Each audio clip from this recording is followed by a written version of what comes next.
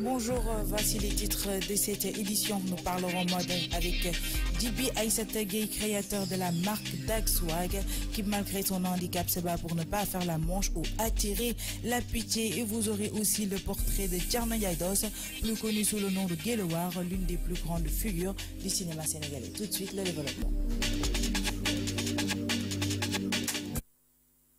Le journal de la culture. Bonjour à vous, chers auditeurs et internautes de la King FM.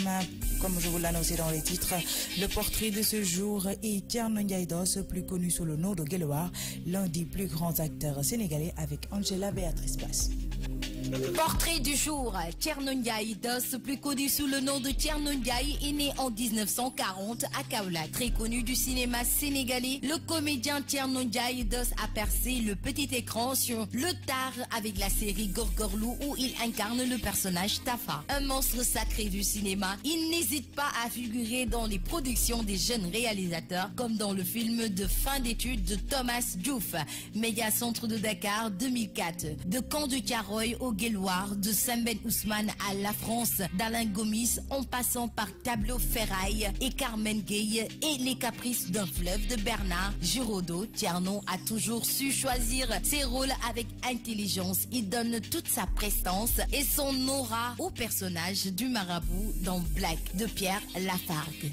2009, président de l'association Arcots, artiste comédien du théâtre sénégalais, la dernière prestation de Ndiaye Doss au grand écran date du film Alain Gomis aujourd'hui. Il est décédé le vendredi 3 août 2012 à Kaolack, sa ville natale, des suites d'une longue maladie. Filmographie Kancharoy Sembène Ousmane, Thierno Fati Sow en 1987, ancien combattant. Guelwaar Sembène Ousmane 1992, Pierre-Henri Thioune Guelwaar, Caprice d'un fleuve, Bernard Giraudot en 1996, Makuta, Tableau Ferraille Moussa Sen, Absa 1998, Président Carmen Gueye, Joe Guy Ramaka 2001, Vieux Samba, Petite Lumière, Alain Gomis 2003, Père, Neysan ou le prix du pardon, Mansour Sorawad en 2001, à France, Alain Gomis 2001, le Père. C'était tout pour le portrait de ce jour.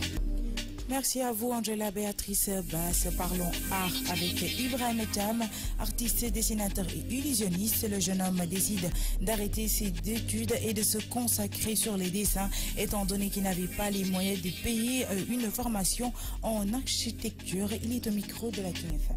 L'amour pour le dessin a commencé lorsque j'avais 4 ans, 5 ans. Lorsque j'étais petit, j'avais l'habitude de regarder des dessins animés. Je pense que c'est dans ces moments-là que j'ai commencé à admirer les dessins et qui m'ont poussé à vouloir dessiner. J'ai commencé à le pratiquer très tôt. Je n'ai jamais appris à dessiner. Ça vient tout seul. Je pense que c'est un don. Je pense vraiment que c'est un don. Et à chaque fois, les gens apprécient mes dessins. Et franchement, je n'ai jamais eu de retour négatif à travers mes dessins. Je suis aussi étudiant. J'ai étudié jusqu'en master, département d'anglais. Et là, j'ai arrêté parce que j'ai voulu faire des études en architecture, mais je n'ai pas eu les moyens pour le suivre. Alors, je me suis consacré seulement à l'art. Le monde de l'art au Sénégal ne paye pas. Franchement, je ne crois pas que c'est possible pour un artiste ici au Sénégal de vivre de son art. Je ne m'en sors absolument pas financièrement. Mais bon, avec certaines commandes, parfois, ça peut combler des vies, ça peut aider. Mais on ne peut pas se baser seulement sur l'art pour vivre, non. Il faut faire autre chose. Bon, j'essaie aussi de faire des concours pour avoir une stabilité financière. Les dessins avec le chef du président, c'est l'un de mes dessins les plus célèbres. Je les ai fait en 2016. Ce qui m'avait inspiré, c'était le 4 avril 2016. C'était un défilé vraiment très riche. Je pense que c'était la première fois qu'il y avait un défilé. Les moments étaient des moments de tension politique. Alors là, je me suis dit, pourquoi pas essayer de les rassembler toute l'histoire sénégalaise avec les 4 présidents ensemble en train de faire un selfie qui est tendance. Alors j'ai essayé et puis ça a marché. Mais sur le plan financier, non, parce qu'il y avait des galeries qui m'avaient appelé pour acheter le tableau. Mais finalement, je ne les ai pas vendus parce que j'ai pensé que c'était plus normal que je donne ça au président de la République. Mais jusqu'à présent, je n'ai pas été reçu, mais je ne me suis pas arrêté à ça, alors j'ai continué mon travail. À l'instant, Ibrahim Thiam, parlons à présent mode avec Djiby Aïssata Gueye, infographiste, webmaster et monteur de vidéos. Le jeune homme souffrant d'un handicap moteur lourd, il n'arrive pas à trouver un travail dans son domaine. Sur ce, il ne baisse pas les bras et crée sa marque de produits vestimentaires unisex, chemises, t-shirts, écharpes, etc. Djiby Aïssata Gueye est au micro de la King FM. Je suis infographiste, webmaster et monteur de vidéos. Mais difficile de trouver du travail au Sénégal, surtout quand on est handicapé moteur lourd. Moi, j'ai voulu créer ma marque parce que j'aime la mode et je suis quelqu'un qui aime donner mes points de vue par rapport à notre société. Et je pense que c'est un moyen de communication efficace. DAG signifie Djibril Aïssata Gueye, qui est mon nom, et SWAG signifie quelqu'un qui est excellé. Ma première collection était accentuée sur l'esclavage moderne, qui nous entrave nos idéologies. DAG SWAG a publié sa première collection le 3 août 2017. Et comme tout début est difficile, j'ai dû batailler pour mettre en œuvre mon projet. Le combat continue car je dois m'imposer et essayer de convaincre les Sénégalais à consommer local à travers mes designs et prouver que le talent est là. Mes projets sont créer mon propre entreprise de sérigraphie, participer au développement de mon pays. Pour terminer, je sollicite l'aide de tout un chacun pour parfaire à notre mission. Merci Djiby Aïssata Gueye. Musique, réseau institutionnel de l'OIF.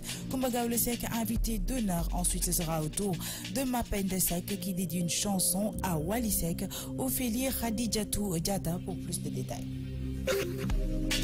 Kumba Gawlo, la voix d'or, a été conviée par l'OIF pour disserter sur le thème « Faire entendre la voix des femmes et respecter leurs droits ».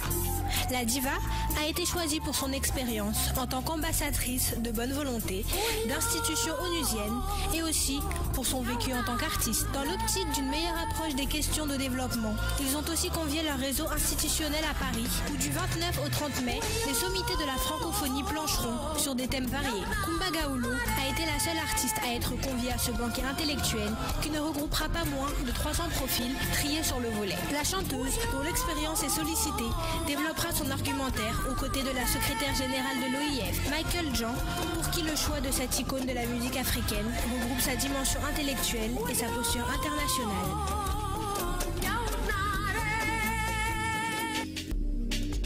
On continue avec la musique. Mapenda Sek, qui se fait rare depuis un certain temps, est en studio pour son nouvel album, qui sera bientôt dans le marché pour ses fans. Le frère de Tion Sek a décidé de dédier une chanson à son neveu, Wally Sek. Un son sur lequel il a fait les éloges de son petit avec des paroles touchantes, ce qui plaira forcément aux fans du Phara Marraine.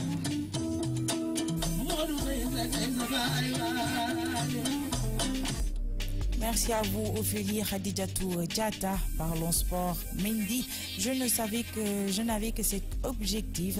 Gravement blessé au genou en septembre, Benjamin Mendy a réussi son pari de retrouver l'équipe de France avant la Coupe du Monde. Le latéral gauche de Manchester City, crédité d'un bon match lundi face à l'Irlande, 2-0, mesure le chemin parcouru pour être du grand rendez-vous. Si son retour en équipe de France pouvait susciter des inquiétudes après une grave blessure au genou et 7 mois loin des terrains, Benjamin Mendy a mis tout le monde d'accord lundi soir au Stade de France face à l'Irlande, 2-0 pour le premier match de préparation des Bleus à la Coupe du Monde. Solide et tranchant sur son côté gauche, le joueur de Manchester City a prouvé qu'il était bien et de loin le meilleur joueur français à son poste. Parlons à présent de la 15e de France. Raka dans la liste développement. Le sélectionneur Jacques Brunel a dévoilé les 20 joueurs présents sur la liste développement. La surprise vient de la présence de l'ailier Fitgen de Clermont, Ali Verity Raka, qui n'est pas pour l'instant encore sélectionnable depuis la Nouvelle-Zélande où l'équipe de France vient d'établir ses quartiers avant d'affronter les All Blacks. À 3 reprises, le sélectionneur Jacques Brunel a annoncé la liste des 20 joueurs retenus pour la liste développement du groupe France conformément à la nouvelle convention LNRFFR. Ces joueurs ne sont pas soumis aux mêmes contraintes de préparation que les 40 joueurs présents dans la liste du 15e de France et c'est pourquoi le staff tricolore a décidé d'y placer tous les joueurs actuellement blessés qui suivent des programmes de rééducation individualisés pour un retour à la compétition dans les prochains mois. C'est ainsi que Maxime Machnaud, Yacouba Camara et Marco Tolègne, 3 hommes importants chez les Bleus lors du dernier tournoi des 6 nations, figurent sur cette deuxième liste. Voilà, chers auditeurs, c'était tout pour la version française. Je vous retrouve dans une poignée de secondes pour la version Wolof.